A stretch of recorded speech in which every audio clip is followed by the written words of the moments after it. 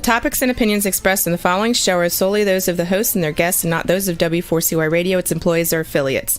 We make no recommendations or endorsements for radio show programs, services, or products mentioned on air or on our web. No liability, explicit or implied, shall be extended to W4CY Radio or its employees or affiliates.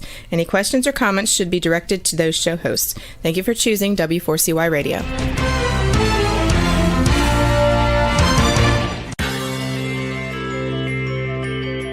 Who is January Jones? She is not a young, beautiful, talented actress on Mad Men. She is not an older, gorgeous, exotic dancer from the Johnny Carson Show. She is an author, and she wrote Thou Shalt Not Whine, the 11th Commandment, that reached #1 at Amazon.com. She is a reality TV golf personality with World High Stakes Golf televised on HDNet.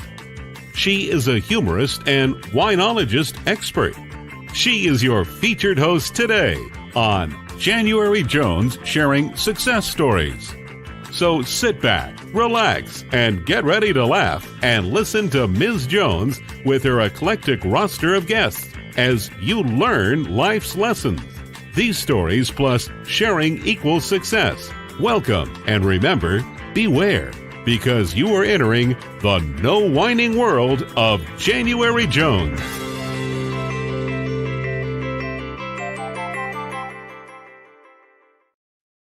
Hello, everyone.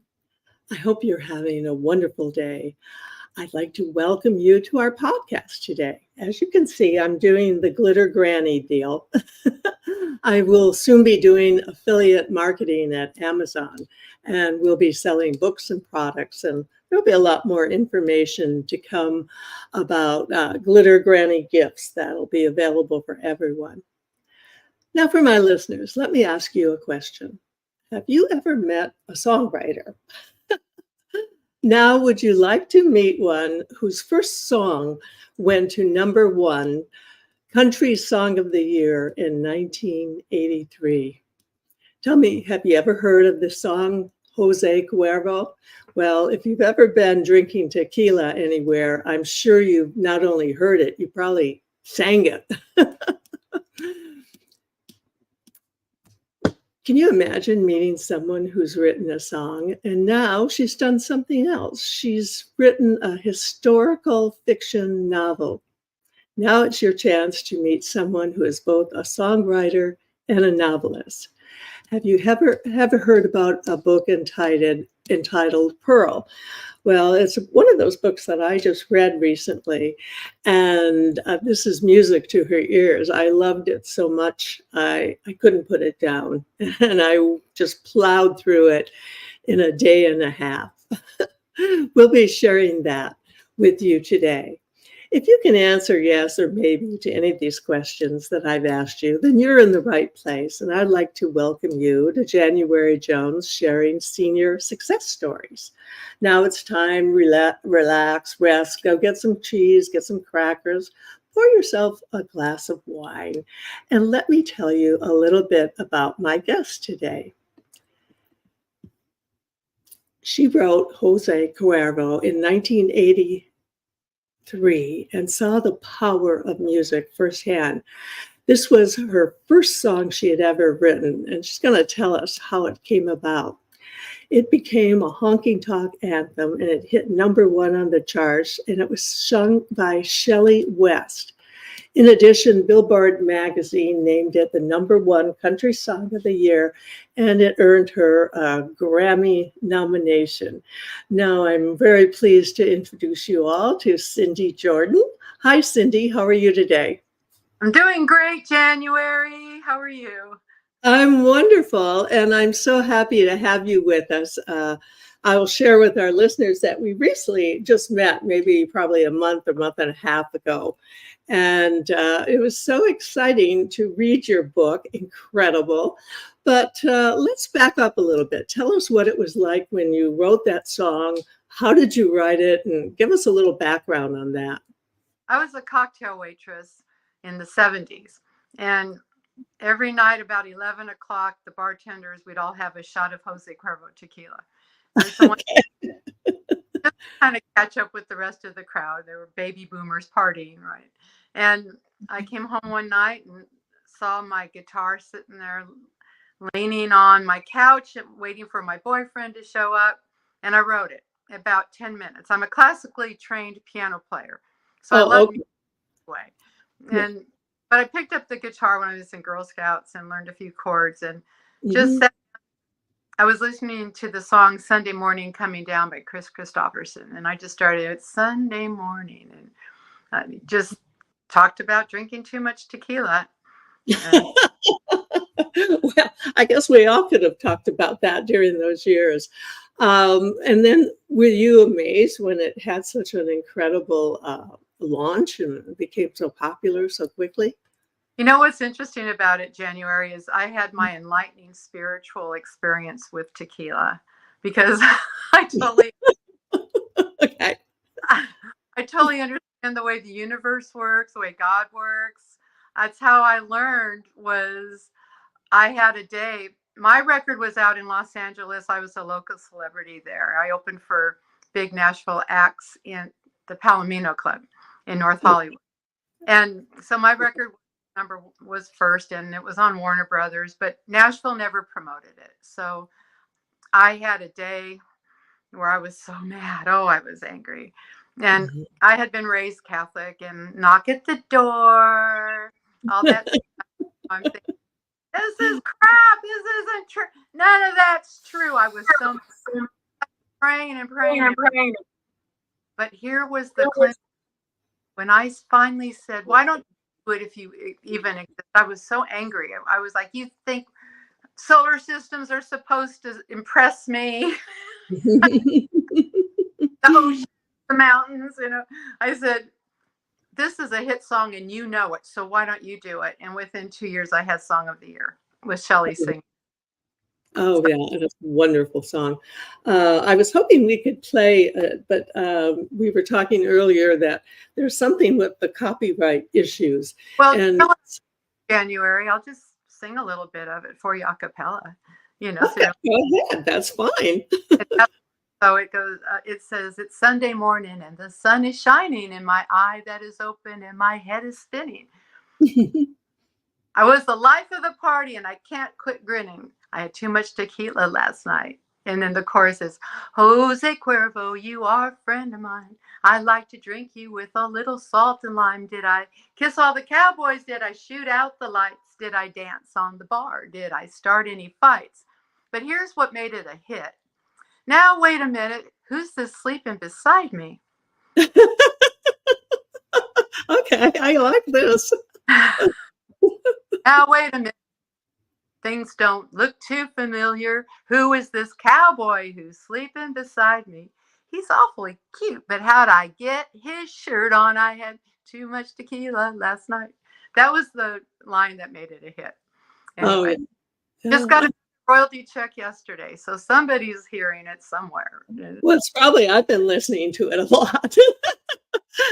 I'm not a big country Western fan, but I love your song, and I've heard it. I've been in so many tequila bars through the years that it's an anthem, and it's a honky tonk legend. Now, so you wrote this song, and did it change your life? What happened after you got it out there and it became so popular? What happened was it made me realize I'm a songwriter. Mm-hmm. Because what happened was they said, what else do you have? And I wasn't prepared for the music business in that way. Mm-hmm. But I knew how big Jose Cuervo was because of the way people reacted to it. And mm-hmm. When I made it, I mean, the first night down there, that was the days when the phones had little buttons all over it. It just lit up like a Christmas tree. And they had so many requests on the Larry Scott Truckers show, which was from midnight to 6 in the morning, and it had a clear channel from Pennsylvania all the way to Hawaii. So the truckers were all requesting this song. They had to play it like 2-3 times a night. So but the path and the journey that it took me on is pretty incredible, because after that I moved to Texas. I met a cowboy who took me to Texas. I kind of lived out my song, and we had a couple of babies, and I'm thinking, honky tonk singing wasn't really my deal anymore. So I started writing songs for children and started a little ministry called Kids for Kids. Because right. And then when we moved to Nashville, I got a record deal doing my ambient piano, which I did 11 CDs for Page Music, which they wanted fresh compositions. And the way I started composing music was I would practice and practice and practice my classical, and then I just take off because I was a perfectionist. I mean, I just, and so then in around 2001, I guess, I had about 5 million downloads of my music. Oh my gosh. Wow. Right. Because my Ave Maria went #1 and on mp3.com for about 4 or 5 months. Oh, and wow. #1, people were just downloading my music all over the place. And even today, I still get messages from people about how they downloaded the music. And then I got into research about the power of music and how it helps people. And so I started keynote speaking. I went to Toastmasters, got my DTM, and started keynote on the power of music, because just for starters, the year that Jose Cuervo went #1, the Hubeline Company, their sales went up 14 million cases. Oh my gosh. Yeah. So I'm learning and I'm learning and I'm learning. And then I heard a story when I moved to Texas, an incredible story about a nun in Spain who was cloistered, and she bilocated to the New World. And there's a lot, they called her the Lady in Blue. I had to tell this amazing story. So that turned into a ballet. But then, we're going to take a break right now. And someone else had a #1 book at Amazon. If you're a whiner, or if you know a whiner, this is the perfect give to get or give. Lately, there's a whining epidemic in our world. People are even whining about whining. Are you sick and tired of listening to everyone whining all the time? So was January Jones, the author of Thou Shalt Not Whine, the 11th commandment that reached #1 at Amazon.com. Ms. Jones based her book on a survey of the top 10 things that people whine about at all ages and all stages of life. January is a success coach that can tell you how to help others. When you buy Thou Shalt Not Whine, the 11th commandment, you'll find out what people whine about and how to stop them from whining. This is the perfect gift book to give or get for any occasion. Thou Shalt Not Whine was voted the best gift to be given anonymously for those special people in your life. Ms. Jones is an internationally known author in the style of Irma Bombeck, specializing in housewife humor, with her book being published in Korea and China. You can find Thou Shalt Not Whine at Amazon.com. Welcome back with my guest. And Thou Shalt Not Whine is available at audible.com too. Cindy, before we go on, would you share a little bit of your contact information and website information so I don't forget that? Okay, you can go to cynthiaproductions.com, and all my music is free there because music is free now.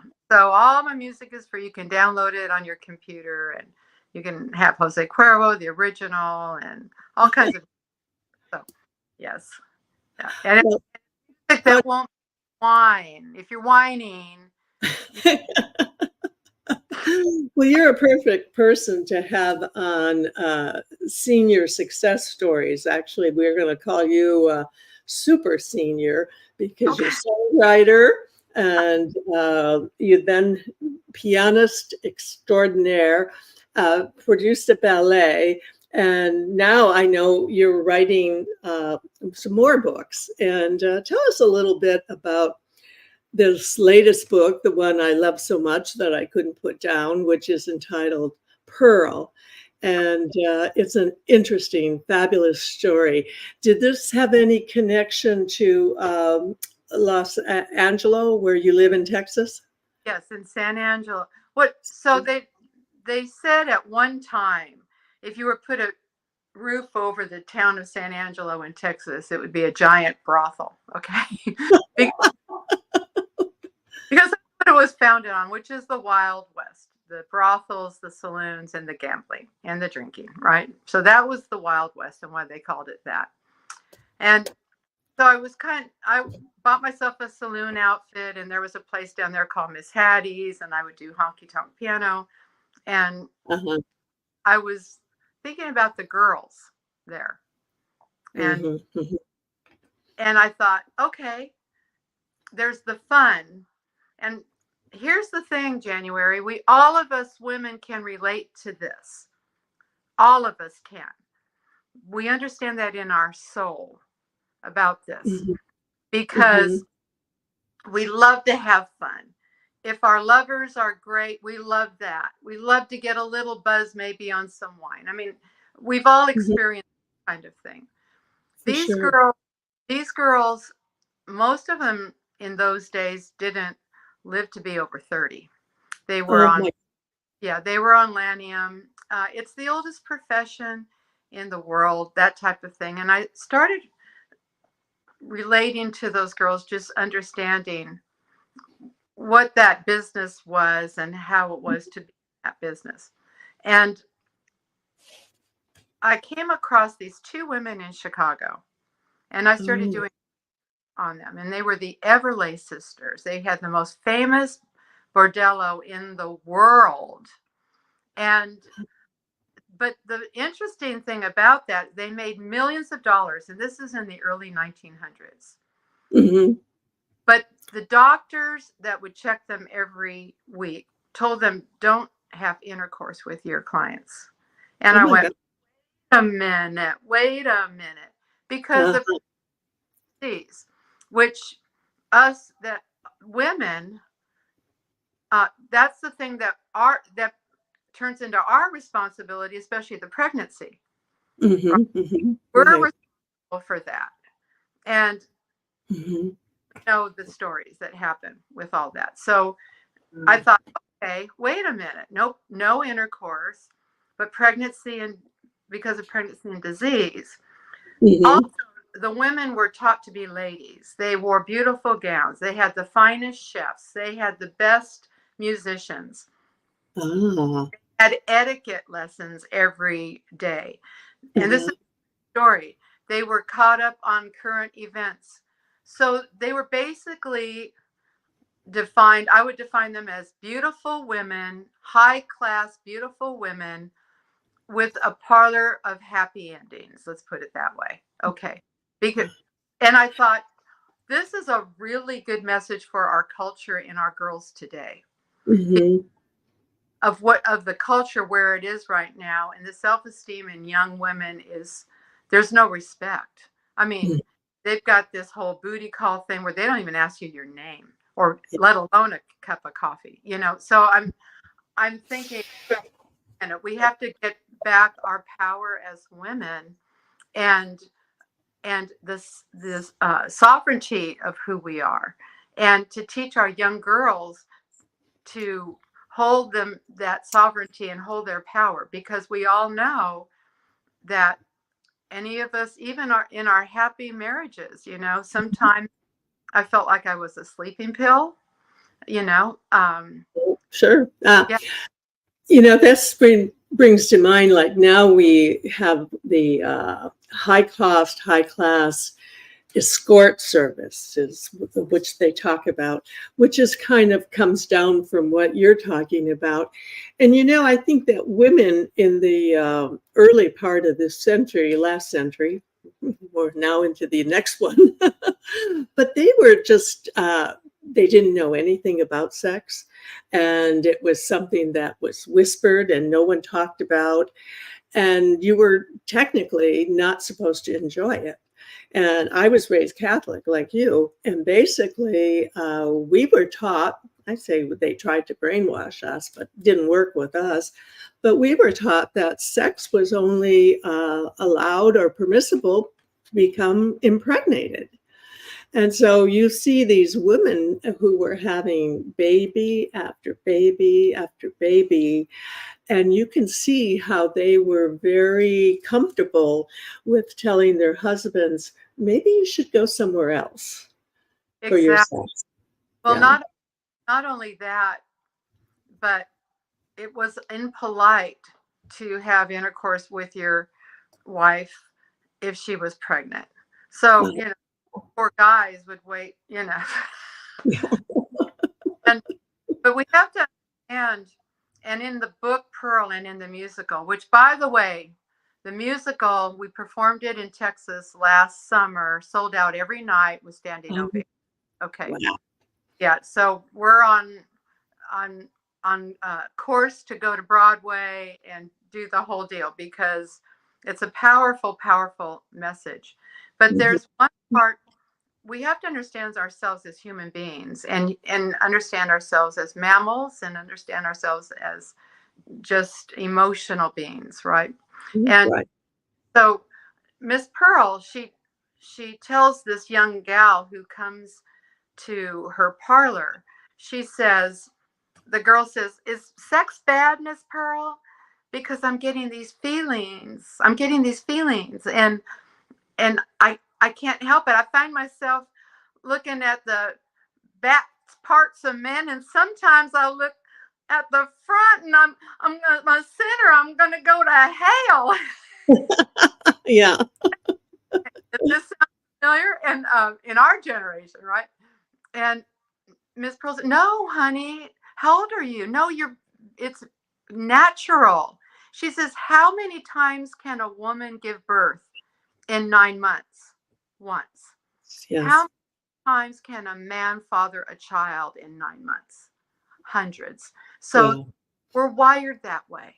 That's wired as mammals, just plain old mammals, right? And that's but the danger of men wandering to these bordellos or parlors is these, because they would protect their wives. Yes, right. And that was good. Yeah. Well, I'm going to promote. I wrote several books on the Kennedys, and actually Mrs. Kennedy was a classic example of what women were going through. I believe she had 9 children right in a row. And I think at some point she was just closed the bedroom door and she was out of business. And so then her husband was flagrantly having affairs, bringing women home with him. And she went along with it. And I'm sure a lot of women in that era just went along with it because they were glad to not have to worry about being pregnant all the time. Isn't that true? I think so. Also, another line that Ms. Pearl says is, "We call it a business, you call it your wifely duty," when the church ladies and so the whole thing. And then there's this wonderful song that I wrote when I was doing the whole book was heavily researched, heavily. And the first part is about Victoria Pearl's backstory and the Everleigh sisters and how she learned the trade. And then we go into 10 different stories with 10 different girls and how they end up at Miss Pearl's parlor. And then the third part is life at Miss Pearl's parlor. So you hear that these little girls, they didn't want to grow up to be prostitutes, and in more recently, even since I think it maybe started in the 70s where it really started picking up momentum, where women started being more independent and not dependent on men. But before that, you had to have a husband or a daddy or a family or sons to survive. For sure. So, we're going to take a break right now. And if you'd like to hear a little bit about who I think killed Kennedy, listen to this. I do. Let me ask you a question. Are you still wondering who killed Kennedy? Over 50 years later, the assassination is still a mystery. It is unfinished business for our country. Now, get ready for a theory that you've never heard before, but will make more sense than any other conspiracy theory that you've ever heard in the past. January Jones speaks the unspeakable in her book, Jackie, Ari, and Jack, The tragic love triangle connecting Jackie and Aristotle Onassis romantically prior to JFK's assassination. Did you know that Ari was Jackie's guest in the White House during the JFK funeral? He was the only non-family member who was invited by Jackie to stay there during the funeral. Aristotle Onassis was one of the wealthiest men in the world, with the means, the motive, and the money to order an assassination that was the perfect crime of the last century. Ari needed class, and Jackie needed cash. They were perfect for each other. Now, what is Camelot? It is but another tragic love triangle. Jackie, Ari, and Jack is available at JanuaryJones.com, Amazon.com, and audiobooks.com, read by Ms. Jones.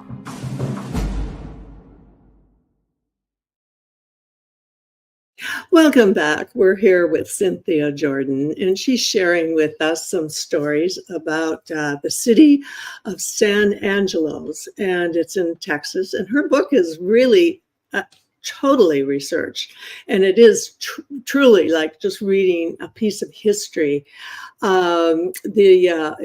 The photos are incredible that you have sourced for the book. I love those. And then they had they call it the Santa Rita #1, which was the oil boom that happened in 1923. And that really affected that area, didn't it? Oh, yeah. It's the reason. Well, that oil discovery is one of the reasons the Allies never ran out of fuel during World War II. Uh-huh. Just starting there, there's MD Anderson, there's all kinds of cancer research, all kinds of medical facilities, because the state of Texas, they thought that was barren land. And they said, well, if anything shows up in West Texas, UT, which is in Austin, and College, which is A&M, would get royalties.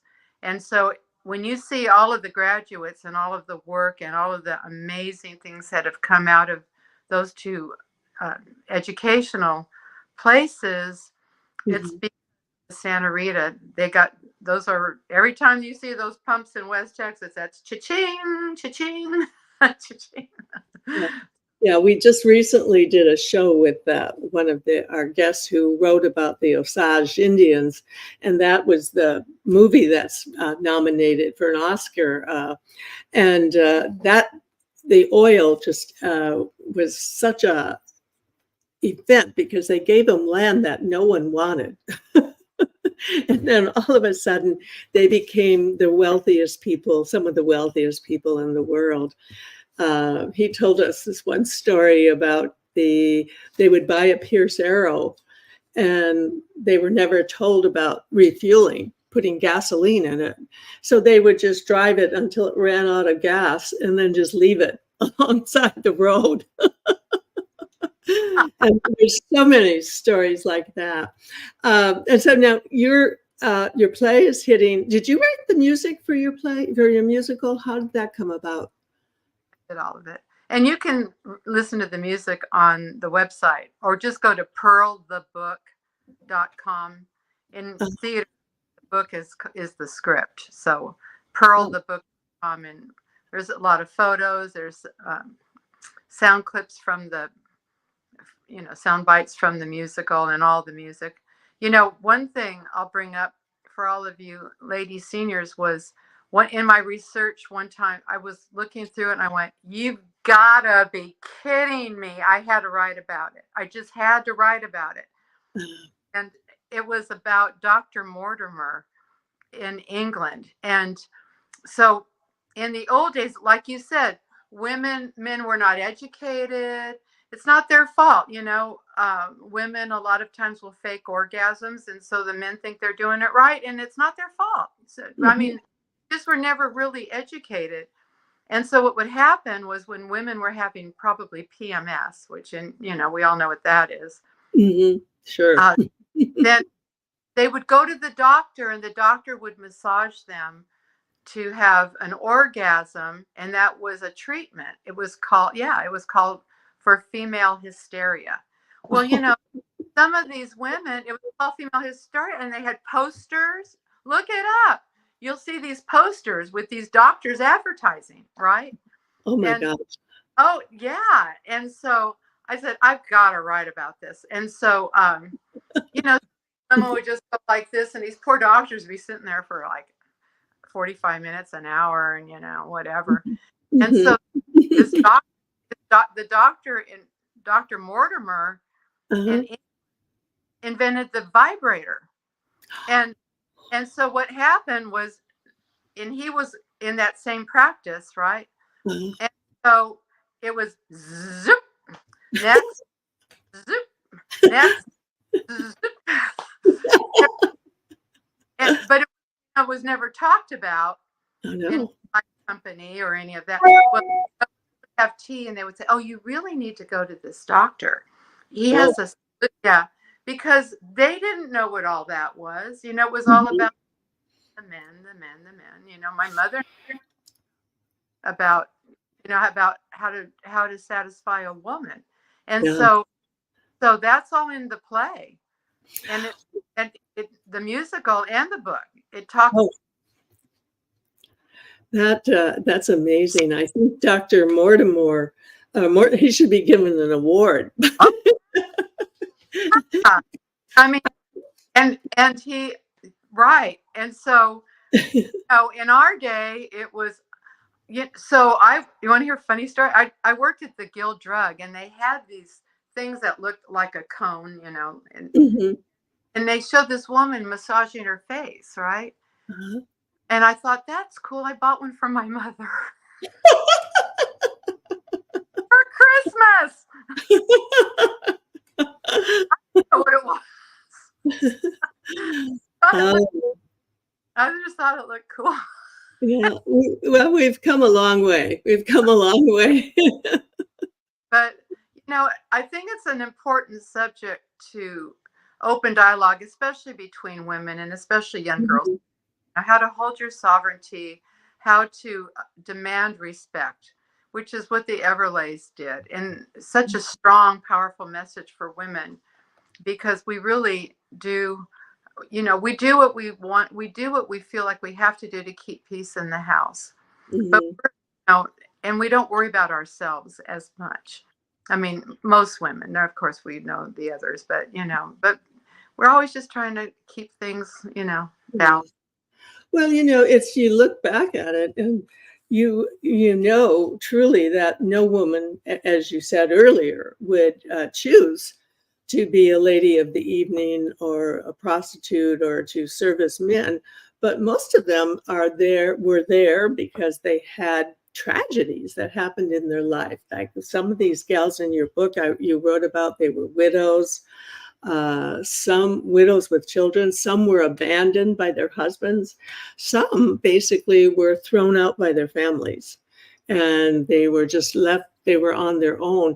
And what I loved about the book particularly is you kind of weaved, they became a family of sorts. It was a sisterhood. Yeah. And they were all there to support each other and help each other get through. And then you share that some of them eventually married people that they had previously worked for, I guess, and they found romance. And what a fabulous way to show the strength of women. Oh, absolutely. We Totally. hold the power. We always have held the power. Mhm. And we've been accused of being harlots, temptresses, all Yeah. that, being blamed for what's natural for a man. Mhm. Because there's been this kind of sin thing put on it, or dirty, sex is bad kind of thing. And it's not. It's a very, very natural thing. But at the same time, it's beautiful when you're in love and you're cared for. It's just beautiful. But if Mhm. you're still used, which we've all probably experienced that in one way or another at some point, it's Mhm. not the same. I mean, it's not the same.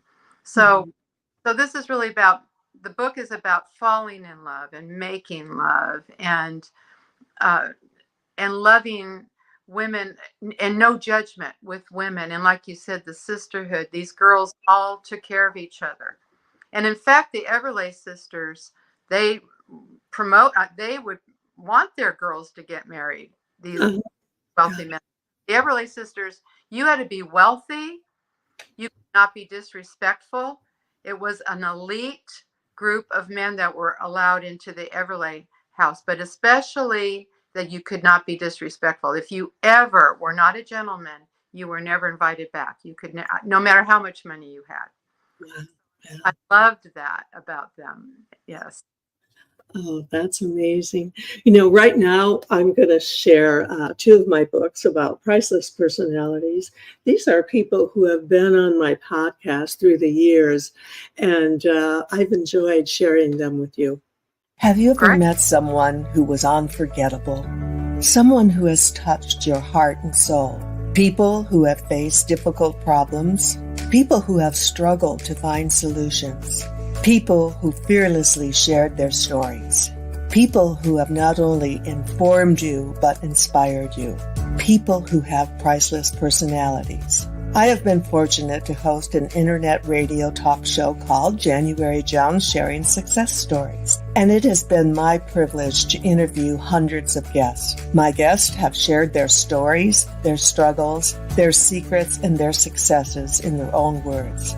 In this book, we're talking about people dealing with problems such as incest, molestation, runaway kids, child abuse, drug abuse, polygamy, unemployment, scandal, and starting over. Then there are my guests dealing with difficult physical struggles such as blindness, cancer, and birth defects that are beyond traumatic. My guests have all been exciting, eclectic, and energizing. They have amazed, amused, and even astonished me. I have adored getting to meet them, and I adore sharing them with you.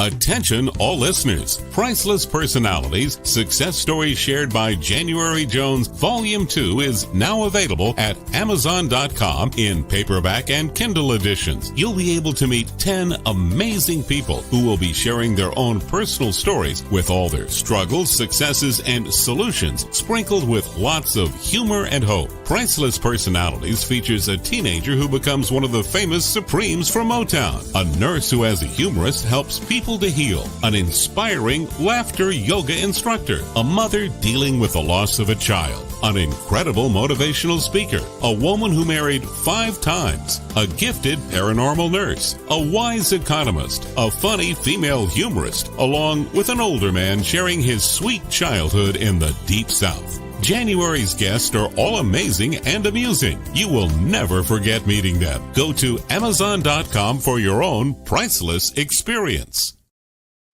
Welcome back with another priceless personality that we're sharing today.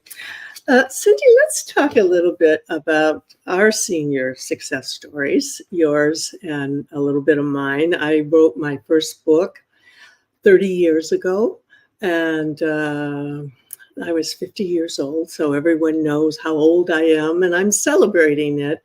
And my message, and I'm sure your message will follow up, is that you're never too old. And if you don't, just sit down and do it, because everyone talks, but you have to do it. How old, may I ask, were you when you published we know your song, you were very young, but as far as your books and your ballet, how old were you when you started those projects? Well, I was in my 60s when I started them. Oh, no, late 50s, I guess. My next birthday, I hit the 7. I'm in my 7th decade on my next birthday in May. Congratulations. So, and honestly, I feel like I'm just getting started again because I'm writing a new musical about here in Florida. It's about being here in Sarasota. It's about a spiritual awakening, but it's going to be fun and funny because I'm an entertainer at heart, which means we have fun and laugh as well. And so I'm writing a new musical. The other one, Pearl, we've got a lot of interest in different theaters in Texas that are ready to take off with that. Okay, yeah.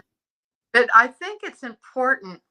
I love how you presented these stories. You know, Americans love the story of a challenge. Oh, for sure. Yeah, the story of overcoming a challenge, the story of the underdog who makes it, so I love your idea for your book and what you're doing there, because, Mhm. and the whole whining thing, because how many people do you hear that are in their 60s? I hear people all the time, or even in their 30s and 40s sometimes, I'm Mhm. getting old. And I always say, I'm glad I'm not getting old. What the heck? Yeah. The whiny thing, they can't move as limber as they used to, or they've Mhm. got things happening. But honestly, January, we are programmed in this culture, because there are cultures that thrive and are healthy and in their 80s and 90s and live past 100, and Mhm. look like they're in their 60s. They're kind of in the Polynesian low stress areas of our planet. Right. Yes. Mhm. Aka, there's different places where there's just, Longevity. yeah, and Yeah. people In need to, so many societies, they've come to honor their elders, which is, we were taught that from honor your mother, honor your father. But people got into this thing where youth. Well, it's wonderful when you're young, but as you get older, well, the baby boomers still are booming. Look at yes. what's on television. Look what they're advertising now, right? Hmm. Hmm. It was Buster Browns and diapers, and then it got, when we were teenagers, it was a Yardley perfume. I mean, let a Donovan commercial. We had, so they follow us because we're the ones that have the money. Oh, yeah. So a Oh, lot of people now are living with their parents. They're, right. you know, uh, waiting for them to pass so they can just whatever slip in there. So we have a funny thing that's happening with our society, and communication is so important, and everybody's on their phone. Yeah. The you know so I love what you're doing here, and I think it's important that sometimes that we look back and say what we love about life, what we've loved about life, Mhm. and one-on-one communication, like when we have lunches with your friends, when you meet with different people and you have discussions, especially women. Yeah, yeah, We, yeah.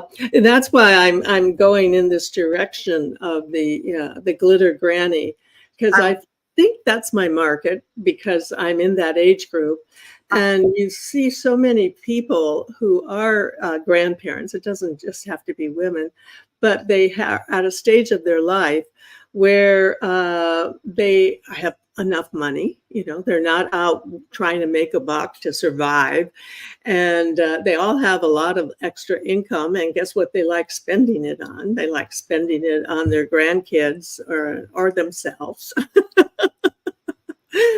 And more kids, yeah, like what you said, it's more fun because we already got our stuff. yeah, yeah, yeah. And let me just, before we go, I want to hear, what is your writing style? Do you write? Are you a morning writer or are you an evening writer?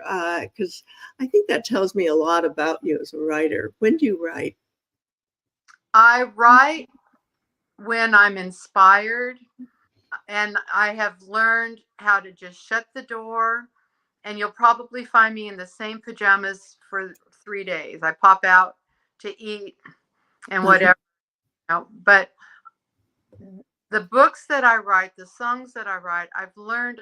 I know this might sound a little strange, but not to you because you're a writer. It's almost like there's like a portal that opens. And in Uh-huh. fact, when I wrote my book Ruby, when you understand that it's really hard to understand when you understand that all things are happening at the same time. It's Einstein said there's no such thing as time, right? So we understand linear time. We understand. Mhm. So I just kind of said, you know what, this book's already written. And I would sit down and I had a focus on Wyatt Earp. I thought he was just, a wonderful, strong, virile man.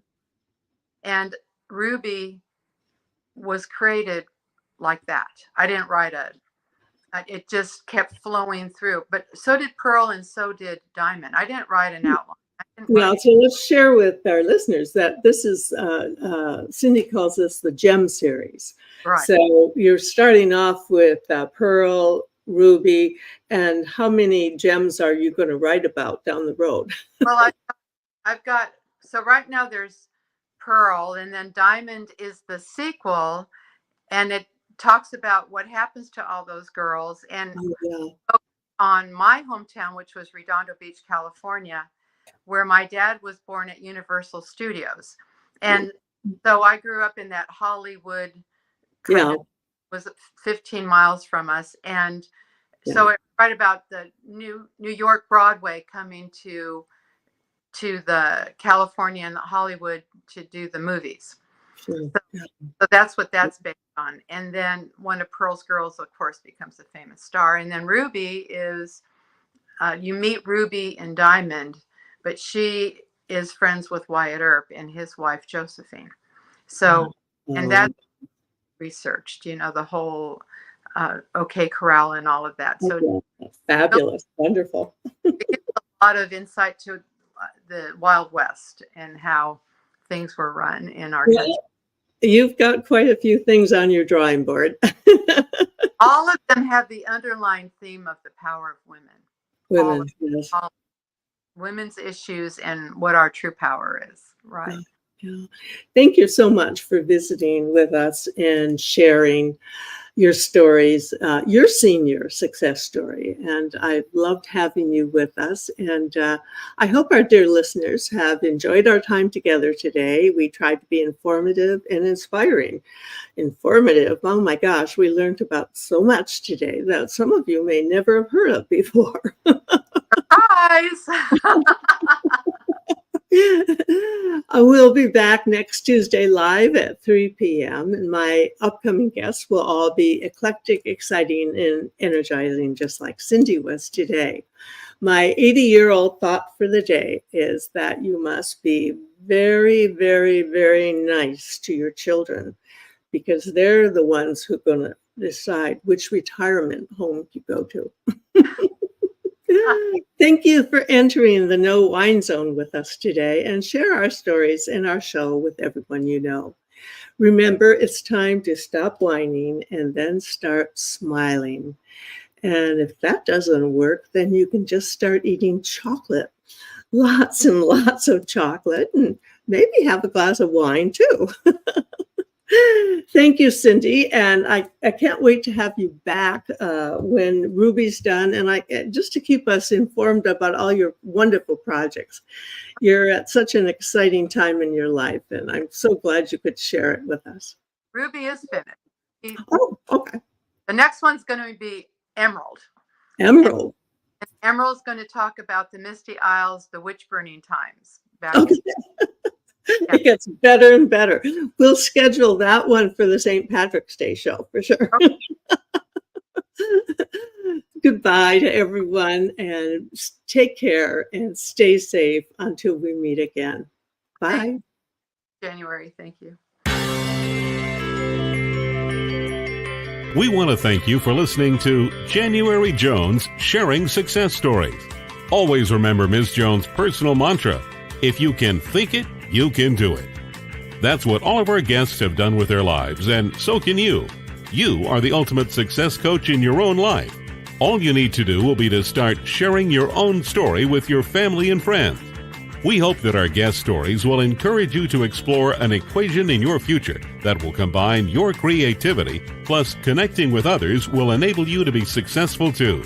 Always remember, your passion plus your purpose will equal prosperity as you explore the wonderful world of January Jones.